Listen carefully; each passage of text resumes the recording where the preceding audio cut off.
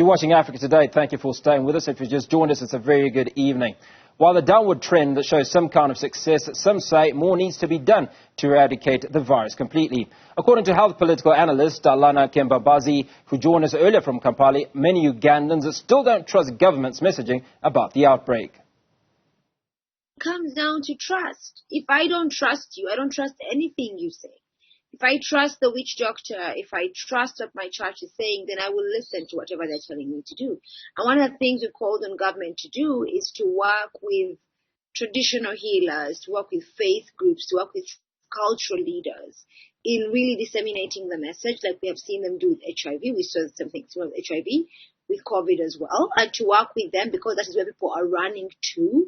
And again, the escape from these quarantine centers, again, just comes the fact that they don't know how long they'll be there, what they're, are you going to take care of them? Is their family going to be okay? Do they have to pay afterwards? And I think if they realize, if the government did a better job of disseminating information on local radio, just really getting down to the grassroots, the local leaders, and saying, listen, it is in your interest to present at the health facility the moment you feel this, and Ebola is something you can survive. I now see they're beginning to change their messaging to have Ebola survivors come and speak to people, so you don't usually go to a witch doctor when you feel like all hope is lost.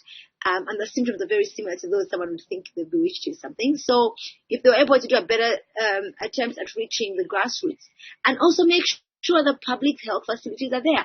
It doesn't help me to tell me to go to a facility and I have to get transport to get there and it's really far. When the witch doctor is right there in my community, I would go to the witch doctor. Now let's talk about the new or impending vaccine trials. It is a new vaccine, hasn't been tried out before. What sort of reaction are you getting from the people on the ground? Are people hopeful that this will deal with the challenges that Ebola is causing at the moment? I mean, there is some optimism, I think, from the health workers who are a bit burnt out. But actually, some of the health workers have they laid down their tools today and are striking in some of the ones who are taking care of Ebola patients over issues of pay, the same issue over and over. But I think for that group of health workers, one of the demands at the onset was we need to be protected. We have lost our lives before with prior Ebola outbreaks, not this particular one, but and we need to make sure we're protected. Now, whether or not they will get people to accept to be vaccinated is going to be an uphill task, again, because it comes down to trust. Analyzing the government's COVID-19 vaccine rollout, we could pick 3 lessons that the government could do better. Again, engage with communities, engage with who they listen to, the faith-based leaders, whether it's the musicians. With COVID-19, they got the president to take the vaccine after some time on TV, the ministers, and people said, oh, well, okay, maybe they'll have to adopt a similar approach. And then making sure the vaccine is free and easily available. Like, where, like I do, I mean, it's starting out, but I don't have a sense of where I would go. Can I go if I don't have any symptoms yet or do?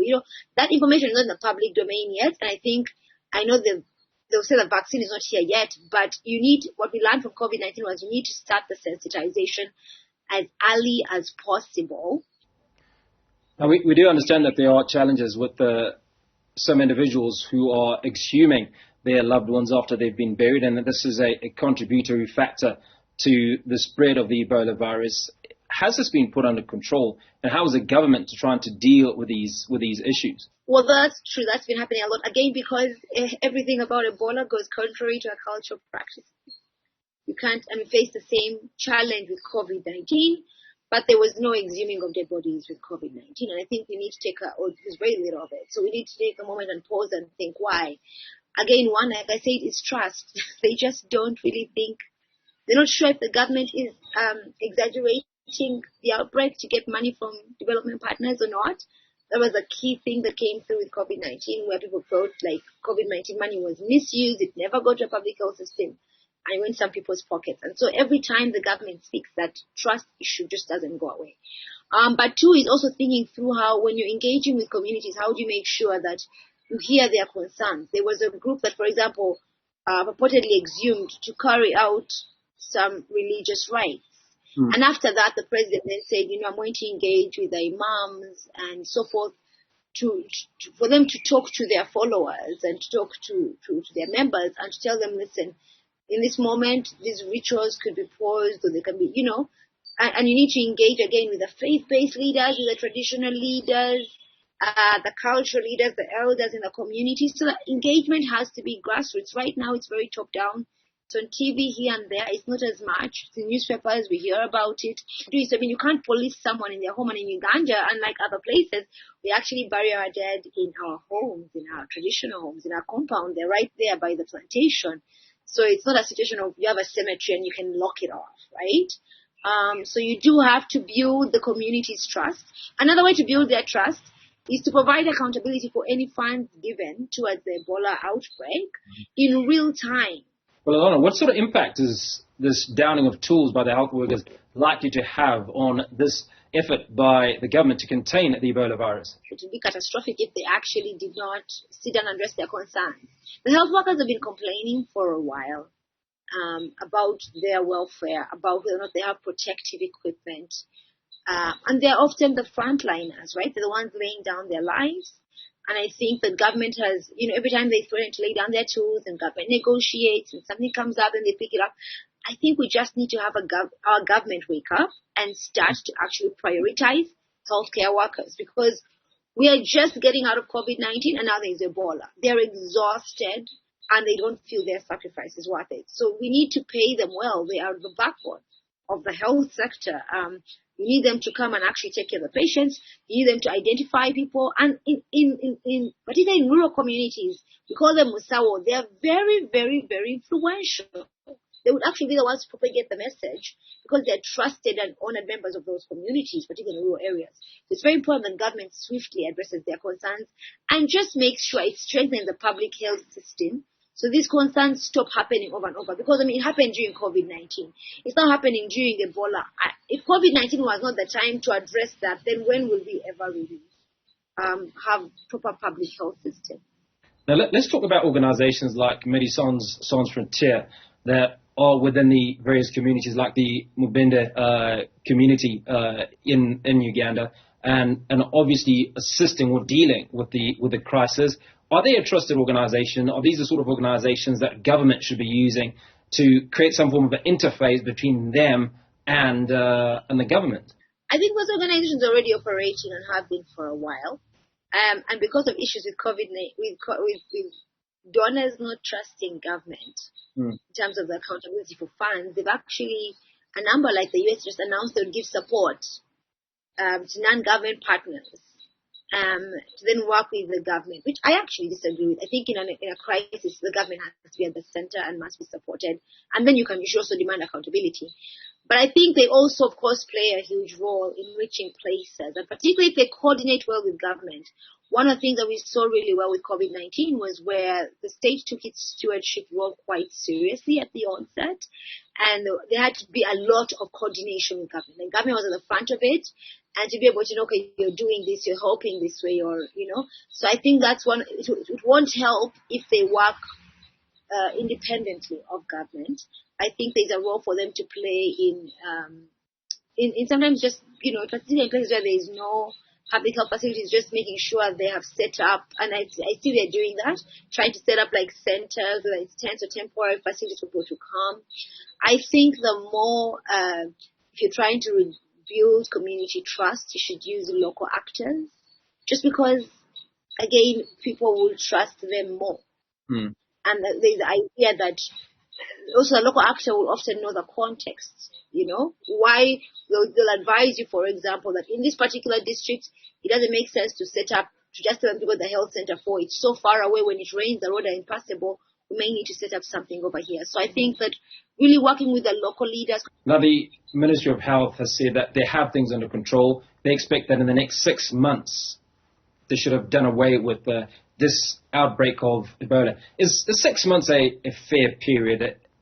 Their suggestion that things are under control, is that an accurate assessment of the way things are at the moment? In the past, they've dealt really well with Ebola, but they also had community trust and people's trust, which has been eroded.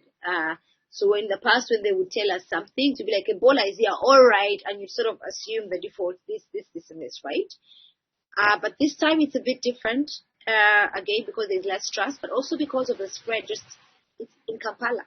It rarely gets to Kampala, right? It's usually in some place, you look it off. and then you contain the spread.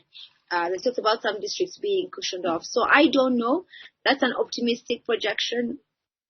All factors holding constant, I think, if it doesn't spread more, faster in Kampala, for example, because right now we are at work. There is no indication that life has changed, for example, in the capital city right now, right? But if it does pick up in spread, then that would be an optimistic projection I think instead of projecting when to be done, I think the government must move from a crisis response to really think about proper health system strengthening, because that's what COVID taught us. You're just one crisis away every single time. So you need to just, at this point, whether it's COVID or Ebola or whatever, you need health workers to be paid and motivated. And actually, if they're done that very well, we used to have contact tracers during COVID-19 that were quite effective and would call an ambulance system set up in the city. And all of that, the moment COVID-19 was, kind of got more manageable, everything was just dropped. And now that should have been reactivated for Ebola, but it wasn't, right? So they need to set up these systems. So what are some of the questions that were asked, or some of the questions that came out of that presentation in Parliament as far as the management of funds around COVID-19? There was mismanagement of funds generally, and I think that it's something that Ugandans had seen. But then the Office of the Auditor General in its report actually pointed out, my organization has a whole report on where the COVID-19 money go, where if it's supposed to, for example, support small businesses recovering, it's given some connected individuals, where it's supposed to procure, for example, oxygen plants. It's not done in time until there's a Delta wave and many people are dying, then they're now brought. The cars that were given during COVID-19, because people are asking where are they now, you already procured them, and so during Ebola they should just be activated to be a sort of mini ambulance system. So there've been the different ministries are pinned on this, particularly because a lot of the COVID-19 money was kind of given as a blank check, and the idea that we're dealing with a new crisis, and you should report regularly. But a lot of money was lost in procurement. Things just didn't show up at the health facilities like they should have. And again, a lot of the things you saw being donated, just things were not being delivered. And the community knew this. But I'm glad that it has been tabled. The forensic audit was one of the things we recommended in ISO's report on where the COVID-19 money go. I'm glad it's been tabled in Parliament, and the Speaker of Parliament has promised to take action against those that were perpetrators. We are waiting to see if they'll actually go after them. Some of them may be politically connected, so it's a bit tricky. So Lovely. Allana, thanks for your time today.